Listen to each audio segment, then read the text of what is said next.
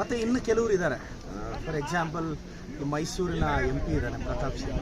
ಆತನಷ್ಟು ಅಯೋಗ್ಯ ಮುಟ್ಟಾಳ ಇನ್ನೊಬ್ಬ ಇಲ್ಲ.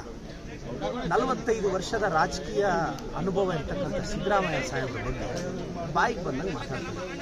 ಪ್ರತಾಪ್ ಸಿಂಹ ಅವರೇ ಬಾಯಿ ಮುಚ್ಕೊಂಡಿರಬೇಕು. ನಿಮ್ಮ ಬಾಯಿ ತೆವಲನ್ನ ಕಡಿಮೆ ಮಾಡ್ಕೋಬೇಕು.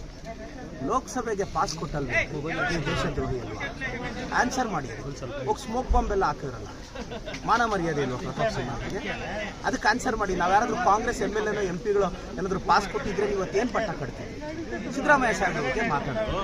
ಕೇಂದ್ರ ಸರ್ಕಾರ ಅಕ್ಕಿ ಕೊಡ್ತು ಅಂತ ಈ ಮುಟ್ಟಾಳರಿಗೆ ಏನಾದರೂ ಜ್ಞಾನದ ಬಗ್ಗೆ ಅವೇರ್ನೆಸ್ ಇದೆಯಾ?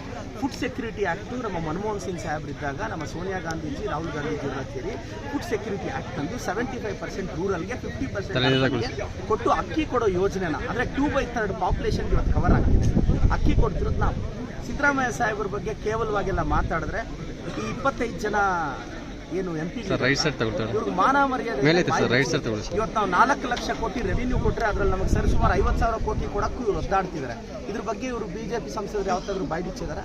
ಮನೆ ನಾವು ಅಕ್ಕಿ ಕೊಡಿ ಅಂತ ಕೇಂದ್ರಕ್ಕೆ ದುಡ್ಡು ಕೊಡ್ತೀವಿ ಅಂದ್ರು ಅದಕ್ಕೆ ಬಾಯಿ ಬಿಚ್ಚಲಿಲ್ಲ. ಇವಾಗ ಚುನಾವಣೆ ಬಂದರೆ ಬಾಯಿ ಹೊಡ್ಕೊತಾ ಇದ್ದಾರೆ. ಪ್ರತಾಪ್ ಸಿಂಹ ಬಾಯಿ ಮುಚ್ಕೊಂಡು ಇರಬೇಕು. ಮಾತಾಡೋದು ನಿನಗೆ ಅಲ್ಲ.